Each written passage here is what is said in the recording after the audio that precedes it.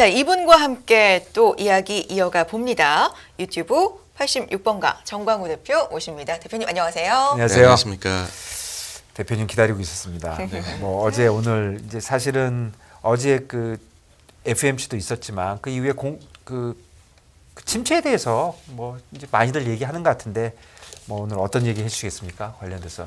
네, 그 말씀해주신 대로요. 사실 그 이번에 회의 결과는 어떻게 보아도 좀 매파적으로 그렇게 나왔습니다. 근데 그럼에도 불구하고 시장에서 그렇게 가격 반영을 안 하고 있다라는 것이, 그러니까 여기서 시장은 주식이 아니라 채권 쪽에서 하고 있다라는 점이 특이점인 것 같고요. 특히 지금 시장의 반응을 보게 되면은 내년도 뭐 3월이나 5월 정도에 최종금리 4.75에서 5 정도까지로 올라가게 되고, 그 이후에는 오히려 하반기에는 2회 정도 인하도 될 수 있는 걸로 그렇게 프라이싱이 되어 있다 보니까 이거는 연준의 지금 코멘트하고는 너무나도 괴리가 있는 것이거든요. 그렇죠. 갑자기 확 생겨버렸어요. 네. 근데 일단 첫 번째로 이런 이유가 어떤 것일까? 왜 시장에서는 이런 식으로 반응을 했을까라고 해보면 점도표라는 것 자체가, 그 다음에 연준에서 금리 경로에 대해서 이야기하는 것 자체가 신뢰도라고 해야 될까요? 과거에도 이렇게 조금 바뀌었던 경우들이 있기 때문에 지금 같은 경우에는 그러니까는 그 금리가 어느 정도까지 인상이 되고 거기에서 추가적으로 최종 금리를 찾아가는 과정에서는 이렇게 좀 항상 노이즈가 좀 발생을 했다라는 거죠. 제일 가까운 예를 들어보면은 지난번 그 2018년도를 예를 들 수 있을 것 같아요. 그때가 금융위기 이후로 처음으로 금리를 이제 올려나가기 시작을 했었고 2018년도에 4번 인상을 했습니다.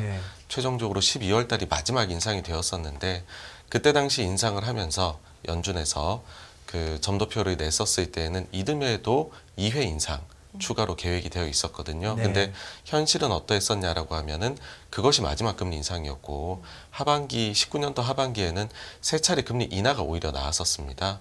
그래서 당시에 이제 상황들을 기억하는 사람들이라면 지금 상황에서 과연 추가적으로 연준이 말한 것처럼 금리를 올릴 수가 있을까라는 거에 대한 개인적인 판단들이 들어가고 있는 것이다. 그렇게 생각을 합니다. 그 얘기 좀 더 해주시면 2019년이니까 이게 코로나가 2020년이잖아요. 그러니까 그 이전인데 그때 4번 올리고 더 올린다고 했던 것 같아요.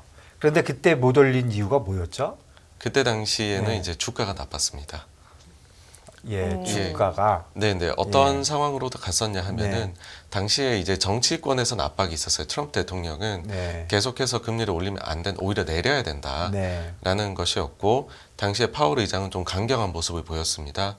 그래서 계속해서 금리를 인상을 해 나가다가 2018년도 한 9월 정도부터 주식시장이 하락세로 돌아섭니다. 그래서 한 10% 정도 하락을 하고요. 그 다음에 12월 달에 FOMC에서 설마 이번에 마지막에 금리를 한 번 더 올릴까라고 시장은 설왕설래를 했는데 올려버립니다. 그 이후에 시장이 또 10% 추가로 하락을 해서 2018년도 보시게 되면은 고점 대비 저점이 20% 하락이 나왔었던 하반기에 그런 해였습니다.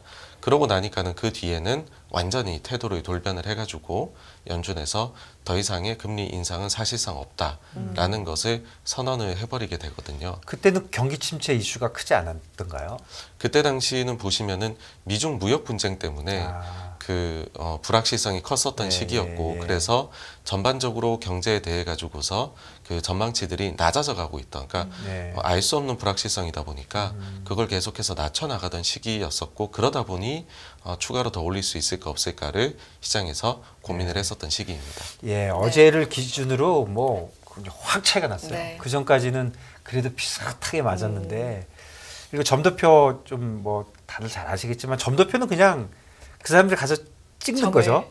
그 다음에 그 뭐 4.1, 5.1이라고 하는 거는 찍은 거 일렬로 쭉 세워가지고 딱 가운데 거 잡아서 걔가 속한 거 그냥 하는 거죠. 네, 그렇습니다. 그러니까 엄청 단순하게 하는 거잖아요. 그러니까 어제도 보면은 그 밑에 2개가 있고 5% 밑에가, 그 다음에 그 위에 5에서 5.25에 많이 있고 위에도 사실 많았잖아요. 근데 뭐 얼마나 많은 건 상관없고 쭉 찍다 보니까 여기가 많다 보니 거기가 이제 중간값이 있던 거죠. 그러니까 거기 중간값이니까 5에서 5.25니까 중간에 5.125인데 반올림 돼갖고 5.1 이렇게 찍힌 거잖아요. 네, 그렇습니다. 그러면 사실은 점 찍힌 걸로 보면 중간값은 5.1이지만 평균값을 내면 그보다 높을 것 같더라고요. 어제는 확실하게. 네.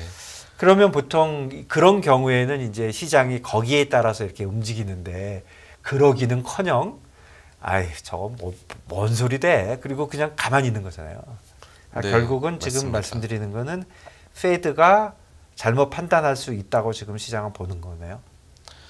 두 가지가 있는 것 같습니다. 네. 말씀해 주신 대로 지금 연준에서 말하는 것이 약간은 앞뒤가 안 맞는 부분이 있는 것 아니냐라는 얘기가 나오고 있습니다. 네. 그게 어디에서 나오느냐라고 네. 하면은 경제 전망 자료도 이번에 많이 수정을 했지 않습니까? 네, 네. 거기에서 보게 되면 실업률이 바닥 대비 1% 이상 올라가는 걸로, 그러니까 그 전에 예상 대비해서도 추가로 실업률 전망치를 올려버렸습니다. 그래서 4.7까지 올렸던가요? 예, 네, 맞습니다. 그러면은 바닥 대비 1% 이상 올라가는데 네.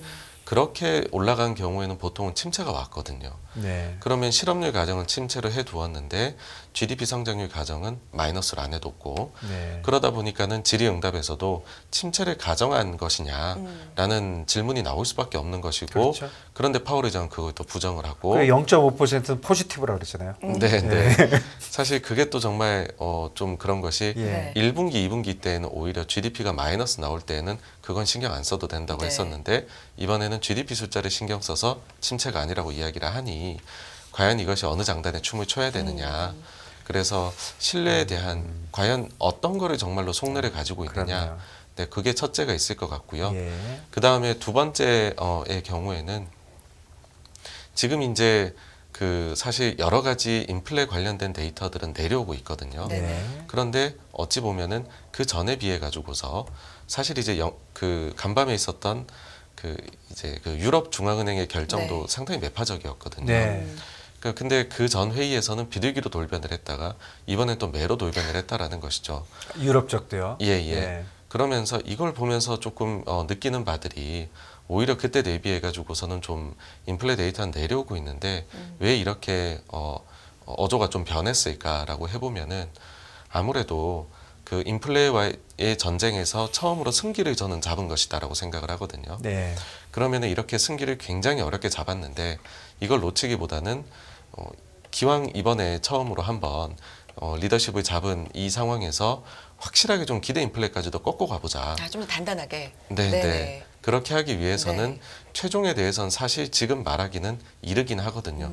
그들도 데이터를 보고 움직이겠다고 했기 때문에 내년 상반기까지 나온 데이터를 다 봐야 되는데 일단 지금의 그 언사의 어조 자체는 높여가지고서 기대 인플레까지도 확실히 잡고 가자라고 하게 된다면 사실 그럼 그 뒤에는 인플레가 더 빠르게 내려오게 된다면 더 편해질 수도 있는 부분이다라고 생각을 합니다.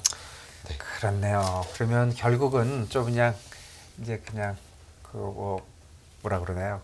그냥 얘기하기 좋게 네, 얘기하면 그 연초에 페드가 뭐 엄청 못 맞췄잖아요. 못 맞춰서 욕을 너무 많이 먹다 보니까 왜 사람이 욕을 올라갈 때도 못 맞추고 내려갈 때도 못 맞추면 두 번 욕 먹으니까 야, 한 번만 그냥 욕 먹자. 이번에는 끝까지 우린 버틴다. 그런 얘기 사실은 좀 했잖아요. 네, 페드가 네. 컴펜세이트 한다고. 옛날에 잘못한 거를 요번에는 뭐 똑같은 식으로 반복하지는 않겠다.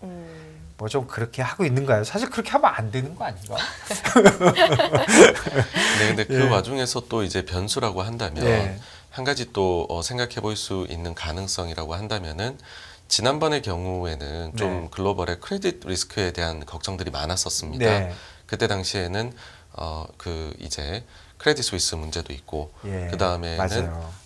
영국의 문제도 있고 네. 그리고 오죽하면은 미국에서도 국채 시장에서 유동성이 좀 부족하다라고 해서 국채 바이백에 대한 재무부의 설문지도 돌았었던 네. 그런 상황이었었거든요. 네, 다 사라졌죠. 기억나요. 네. 네. 근데 그 이후에 이제 좀 상황이 나아지고 네. 나니 네. 또 좀 어조를 올렸다가 아마 이제 어떤 면에서는 그래서 연준이 가격을 조절하고 싶어 한다.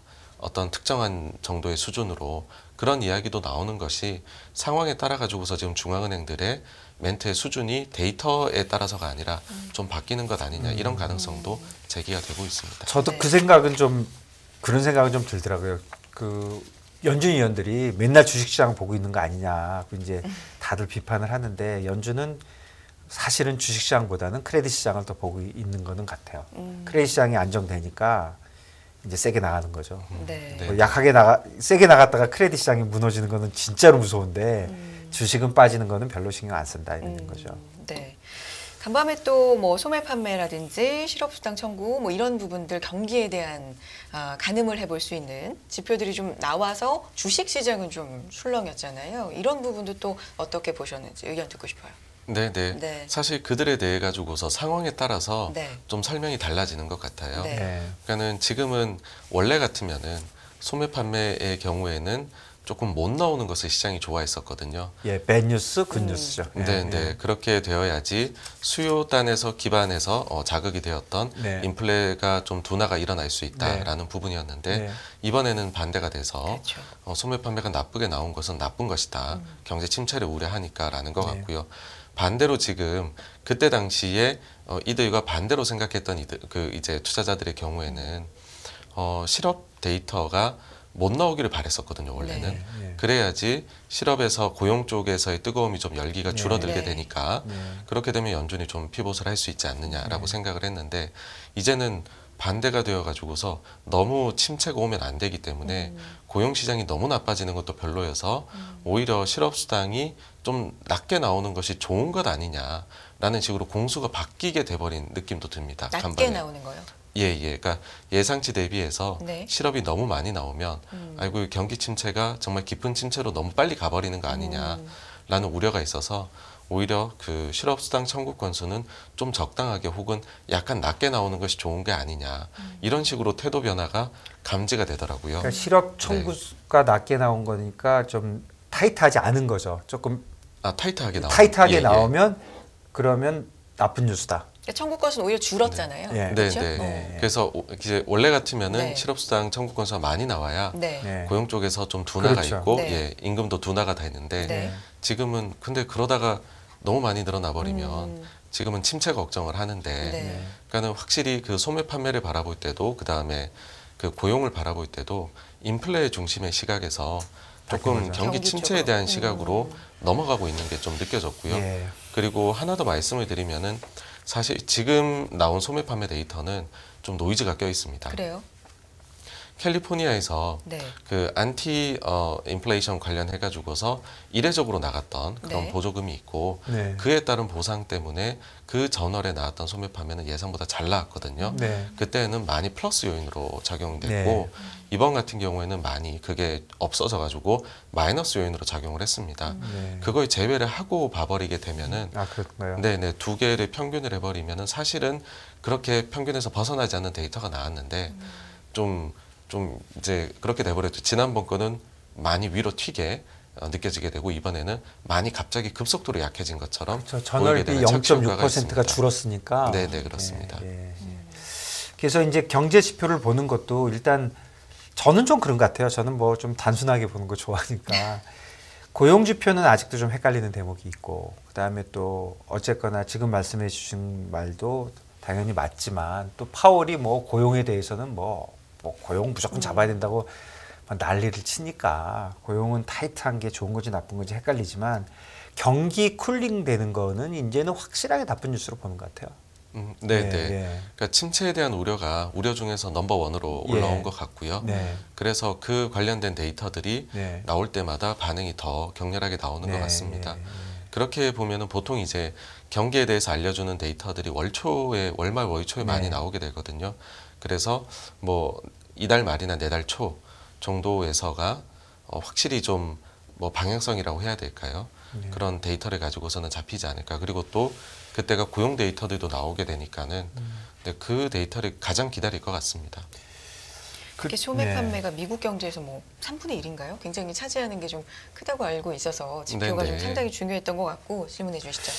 그 결국은 주식시장만 우리가 딱 떼놓고 보면 우리가 외환시장도 보고 뭐 이자율도 보지만 주식시장만 딱 떼놓고 보면은 경기가 뭐 쿨링이 되든 경기가 나빠지든 이런 것도 중요하지만 주식은 결국 기업의 가치인데 네네. 결국은 기업의 실적이겠지 않겠습니까? 물론 경기가 나빠지면 기업이 실적이 나빠질 그런 걱정 때문에 가는 것인데 그렇다면 지금 기업 실적에 대한 예상치들이 뭐 지금 뭐 전문가들 얘기를 특히 전문가라고 하면 할수록 더 반영 덜 돼 있다고 지금 강하게 주장하잖아요. 네네. 그렇게 많이 된 건가? 진짜 덜 반영된 건가요? 어떻게 보십니까? 미국 쪽은. 네네. 그 사실 과거 평균적으로 봤었을 네. 때 경기 침체가 닥쳤을 때 있지 않습니까? 예. 그럴 때에 미래 이익 예상치가 예. 어느 정도나 하향 조정이 되느냐라고 예. 보게 되면 평균적으로 한 10% 정도였었습니다. 네. 그렇게 보게 되면 내년도 이익 전망치가 원래 S&P 500이 그 250이 조금 넘어갔다가 네. 지금은 230 약간 아래 230 내외로 왔다 갔다 하고 있습니다. 예. 그래서 사실 과거의 평균적인 침체 정도를 생각을 하면 향후 이익 조정치에 대해 가지고서 조정은 거의 끝났다. 네. 그렇게 저는 생각을 합니다. 그래서 남은 것은 그보다도 훨씬 더 험악하게 네. 상황이 나쁘다. 그러니까 깊은 침체이다. 이 가정이 들어가게 돼버리면은 그런 분들의 입장에서 봤었을 때에는 여기에서 뭐 200 정도까지도 이익이 추가로 더 조정이 돼야 된다. 아, 그러면 지금은 현재 지금 보는 시장이 보는 뭐 경기의 정도라든가 이자율의 뭐 그 패스라든가 이런 거를 고려했을 때 특별히 이익을 하향 조정 안 한 거는 아니다. 그런 네, 정도는 그렇습니다. 어느 정도는 했다. 예. 예. 그러니까는 올해 사실 이제 여름부터 해서 네. 그때가 꼭지가 되어서 이익에 대해 가지고서 계속해서 조정이 일어나고 있습니다. 예. 그러면서 올해 거에 대해서 사실 그러면 하반기 것만 가지고 올해 연간을 네. 한 5% 정도 낮췄거든요. 네. 그 다음에는 내년도 거에 대해 가지고 거의 10% 가까이가 내려갔습니다. 네. 근데 보통 이게 뭐 포워드로 해가지고 하게 되면 뭐 한 2개 분기 정도는 건너뛰고 봐야 되는데 앞쪽을 그렇게 봤었을 때 과거 평균적인 수준은 내려와 있다라는 것이고요. 그래서 좀 생각보다 빠르게 이익 조정은 이미 있기는 했었습니다. 그런데 여기에서 추가적으로 하여튼 경기가 워낙에나 빠르게 다운이 되어 간다라고도 보는 입장이 있기 때문에 네. 뭐 그 200까지도 혹시나 230이 아니라 내려가는 것 아니냐 뭐 이런 얘기가 나올 수 있는 거고요. 다만 이제 저는 좀 긍정적으로 보는 입장이다 네. 보니까 제가 생각을 했었을 때에는 이익의 바닥을 좀 잡아줄 수 있는 요소가 중국 쪽에서 결국은 리오프닝이 되고 있다 보니까는 그렇죠. 중국 사업 쪽을 더 안 좋게 봤었던 예상치가 이제는 바닥을 잡고 좀 올라갈 수도 있지 않겠느냐. 그 다음에는 미국의 기업들도 네. 달러 강세 때문에 굉장히 손해를 많이 봤는데 그 달러 강세가 일단은 많이 좀 누그러들었거든요. 그러다 보니까는 거기에서 일부 또 외화 관련해가지고서 해외 사업 관련해가지고서 추정치가 낮춰져 가던 것들이 또 되돌림이 좀 있지 않을까 그렇게 봅니다. 지금 이제 네. 추정치 자체가 뭐 지금 말씀해 주신 230 정도 된다고 하면 이거를 베이스해서 지금 퍼도 계산하고 다 하는 거죠. 네, 그렇습니다. 그게 지금 퍼가 S&P가 한 20보단 지금 아래에 있는 거죠. 네, 그렇습니다. 19 정도 되는 건가요? 네, 그 지금 뭐 18배 정도 18배. 이렇게들, 예.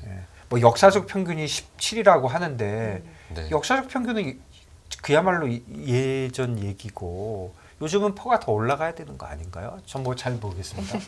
근데 그 부분이 예. 이제 그 할인율로 봤었을 때 네. 예전에 비해 가지고서는 이제 17배가 과거 10년 평균이거든요. 예, 네. 근데 그때 대비해서는 금리가 좀 올라갈 걸로 보이니까 네. 오히려 할인을 더하면 17배보다 낮아야 되는 것 아니냐 뭐 이렇게 보시는 분들도 계시고요. 이자율이 높으니까. 네네네. 예. 근데 어쨌든 뭐 사실 정말로 밸류에이션이 무리가 갔던 시기는 제가 볼 때 지금이라기보다는 네. 그 올 초였었죠. 올 초 같은 경우에는 S&P 500이 PER이 22배, 23배 이랬었습니다. 네, 예. 사실 그거는 조금 과거 많았다. 대비해서는 너무 부풀려져 있었던 거죠. 그러니까 저는 그 정도가 부풀려져 있는 거다라고 보고요. 지금은 왜냐하면 이익 추정치가 우리가 틀릴 수도 있는 것이지 않습니까? 네. 그렇죠. 그러다 보니까는 뭐 17배에서 뭐 한 배, 두 배, 네 배 정도 되는 거에 대해서는 우리가 밸류에이션 부담을 너무 논하는 것은 조금 네. 좀 부담스러운 것 아니냐 이렇게 봅니다. 예, 이것도 뭐 너무 단순하게 제가 말씀드리는 건지 모르겠지만 추정치하고 배수가 결국 주가인데 네. 그 추정치도 배수도 그렇게까지 무리한 건 아니다. 사실 뭐 워낙 뭐 험악한 코멘트들이 너무 많아가지고요. 네. 보면 조금 잘 안 맞는 말도 좀 섞여는 있는 것 같아요. 여기저기 사실은 지금 S&P가 지금 19배, 18배밖에 안 되면 거기서 거기다 한 5개 기술주 빼면은 훨씬 아래 아닙니까? 거기는 아직도 20이 넘을 테니까. 그러니까 그렇네요. 네. 네. 지금 금리 시장이 반응하는 것과 주식 시장이 네. 반응하는 게 좀 괴리가 있잖아요. 예, 맞습니다. 그럼 이게 결국에는 연말 연초 이제 내년으로 가면서 어떻게 수렴을 하게 될지 저는 이 부분도 좀 예측하기는 어렵지만 좀 네. 얘기를 해봤으면 좋겠는데 네. 어떻게 네. 될까요? 저는 하여튼 뭔가 두 개가 나뉘게 될 때는 네. 주식 시장에 반응하고, 그러니까 연준에 대한 시각이 네. 주식하고 채권이 나뉘게 될 때는 기본적으로는 채권이 맞출 가능성이 높다라고 봅니다. 그러니까 주식 시장에서는 연준은 고려 대상 중에 사실 하나거든요. 그러니까 이렇게까지 많이 보는 경우는 잘 없었습니다. 연준에 대해서. 주식시장에서 연준을. 예. 주식시장은 다른 요소들도 뭐 정치나 다른 것도 많이 보면서 네네. 실적도 보면서 움직이는데 네. 연준이 이만큼까지 각광을 받았던 적은 없던 것 같아요. 네. 작년에 한 거죠. 작년, 올해네요. 올해 올해 매크로를, 1년 네. 내내 본 거죠. 예. 그런데 채권 시장은 연준이 거의 모든 것이거든요, 사실. 그렇죠. 특히 2년짜리야 뭐 그냥 더하기 빼기 하면 딱 나오는 거니까. 네. 그래서 채권을 하시는 분들은 훨씬 더 연준에 대해서 주식시장의 플레이어들보다도 이해도가 높고 가격 반영이나 이런 것도 빠르게 한다라고 생각을 합니다. 물론 그분들도 틀릴 수가 있는 분명히 것이기는 하지만, 그래서 양쪽의 의견이 나뉠 때는 기본적으로는 저 같은 경우에는 채권 쪽의 시각이 좀 더 맞지 않냐라고 그쪽에 좀 더 이렇게 기대 가지고서 판단하는. 어제 하루만 딱 보면, 어제 하루만 딱 보면 채권 시장은 일단 안 믿은 거잖아요. 네네. 무슨 소리 하는 거야. 이거 안 믿고 주식 시장은 사실 어떻게 보면 믿은 거죠. 그렇죠. 내린 걸로 보면 너무 짧게 보긴 했는데, 그러니까 주식은 뭐 하여간 어쨌든 한 4~5% 내리고 뭐 2년짜리 금리 이건 뭐 말 안 돼 이렇게 가고 있는 거니까 주식은 연준 얘기를 좀 믿고 채권은 좀 안 믿었는데, 채권 시장들이 계신 분들이 연준에 관련돼서는 더 전문가일 수 있다. 그런 말씀이시죠? 네, 맞습니다. 예. 결국에는 금리 시장을 조금 따라갈 가능성이 높은 것 같다. 네, 저는 그렇게 생각을 합니다. 라는 말씀이셨습니다. 오늘 혹시 더 하시고 싶은 말씀이 있다면 마지막으로 마무리로. 사실이 갑자기 시각들이 막 변해가지고서 좀 뭔가 이제 헷갈리시는 부분들이 많이 늘어나실 것 같아요. 그런데 여기에 대해 가지고서는 기본적으로는 연준이나 이런 쪽에서도 데이터에 따라갈 수밖에 없습니다. 그래서 데이터가 어떻게 보면 더 중요하다고도 볼 수 있기 때문에 지난 시간부터 데이터 강조해 주셨잖아요. 그 부분이 계속해서 좀 긍정적으로 나온다라고 하면은 뭐 연준에 대해 가지고서도 예상 경로나 이런 것들이 시장이 좀 더 우호적으로 바뀌지 않을까라고 봅니다. 데이터라는 건 뭐 지표 말씀하시는 거죠? 예, 맞습니다. 지표, 이익, 실적 뭐 이런 걸 다 포함하신 거죠? 알겠습니다. 이런 것들이 좀 더 중요해지는 시장이 될 것 같다. 자, 유튜브 86번가 정광우 대표와 함께했습니다. 대표님 고맙습니다. 감사합니다. 감사합니다.